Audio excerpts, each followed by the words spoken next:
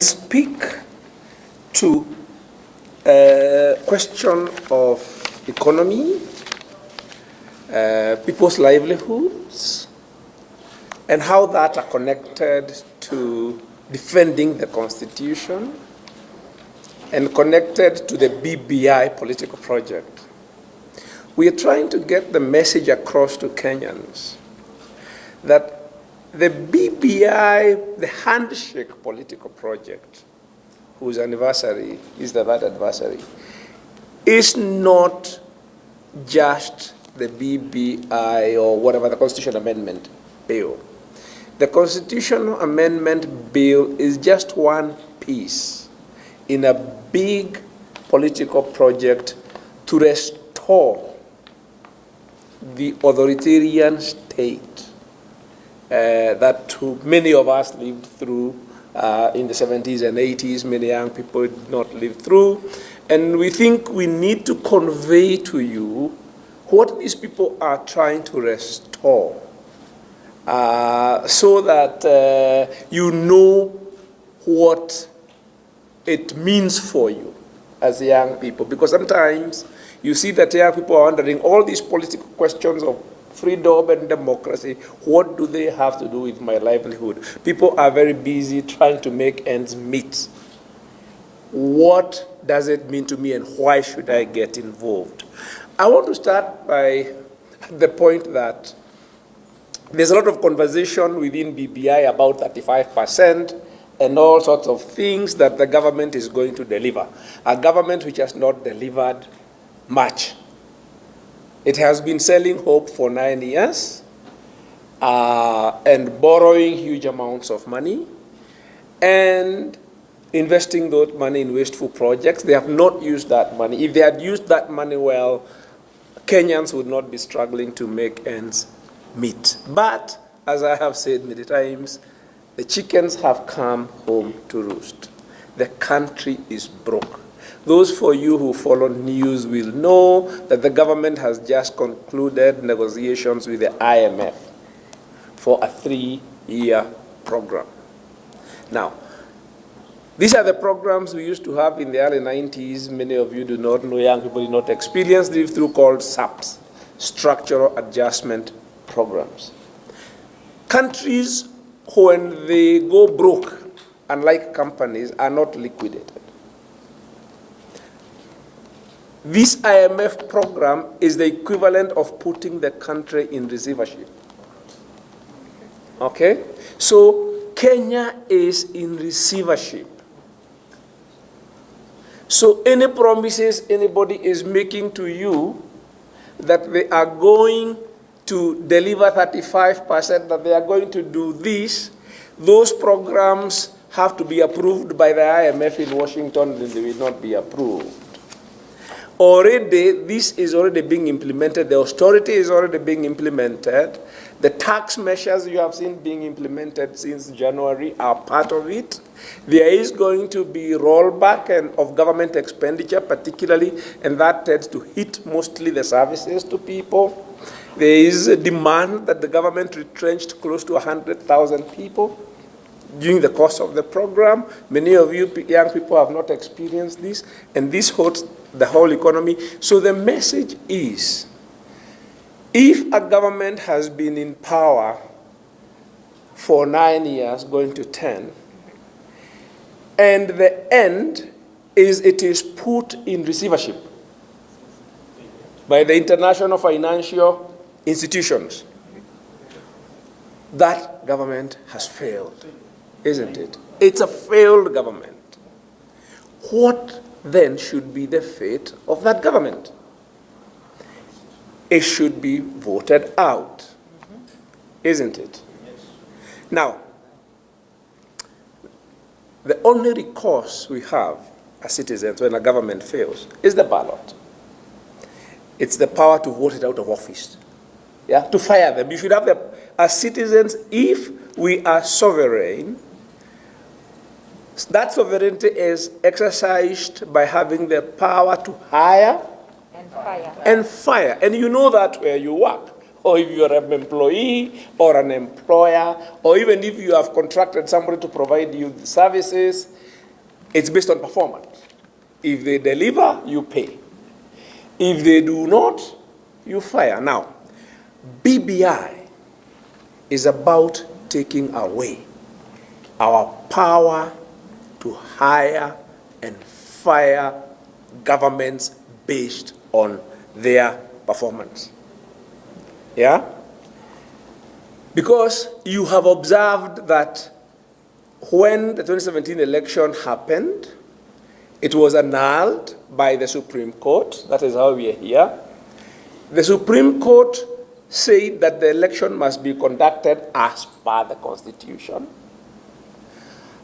The IEBC, which was captured by the government, and the incumbent said that it will not happen. They will not implement the recommendations of the Supreme Court in the repeat election, and obviously that made the opposition to boycott the election, and the process led on that. Instead of implementing the Constitution, Uhuru and Raila got together in a private deal. That's what we are dealing with today. So the process of subverting the Constitution and getting away from the power of citizens to hire and fire them started then. And what they are doing now is to create a mechanism. They want to institutionalize arrangement where they have a majoritarian tribe kingpin system, and they can be succeeding themselves by handing over power to whichever kingpin of the tribe that they want, and the power rotates among them. They do not want to be hired and fired by citizens. Now, another thing we want to convey message to the public is that the BBI referendum, if it comes, is not the end. People are seeing it. We are seeing as if it will be the final arbiter, that the vote, whether we vote yes or no, will be the final arbiter. It isn't, because the objective is to open up the Constitution. This Constitution has survived 10 years. It's the longest that a Constitution has survived in this country. They did not think it would last that long. They need to open it up so that they are not subjected to it. The idea is to tear up. And we know after the BBI, you've opened it with the BBI, then everything is up for grabs. It's game. The targets, we think, if these go through, we know the things they are most against. One of them is term limits. So if they open up the Constitution with the BBI, they can bribe and intimidate Parliament, they can probably rig the referendum. What is to stop them to come for a second helping? And the second helping will be to remove term limits. And that can be done before 2022. They can go together, or a third helping, which is to take away judicial independence. Because once you take away the judicial independence, something like the Maraga ruling will never happen again. Because that really rankles. And finally, because this has happened before, devolution. Because devolution is the one which attempts to remove control of resources and takes away power from them. They don't like it, and we know it. We had independent local authorities at independence. By, I think, around 1974, amendments have been made that they had actually become appendages of the Ministry of Local Government. If they open the Constitution, devolution will go the same way. So, if term limits go, and independent judiciary goes, and devolution goes, what will be left? The ultimate, which is what you see in a very devious way, is the power of citizens even to protest, even to challenge what they are doing. And that is in the Bill of Rights. Very innocuous looking things. The freedom of speech and freedom of assembly are the most powerful political instruments that citizens have. That if we disagree with the way we are governed, we can speak and we can assemble. Because what that does is undermine the legitimacy of those people who are trying to lie that they are governing people and the people agree with them. You have seen already that they are assaulting those powers. I saw last week or the week before, some activists from the coast, Muhuri, were arrested in Taita. And they were protesting health services failure. That's how they pushed the limit. They pushed the envelope. So that within no time, meetings like this will not happen. We've been there before. Sheikh has talked about it. So we want to, as I conclude, we want the young people to know that already there is a lot of regression.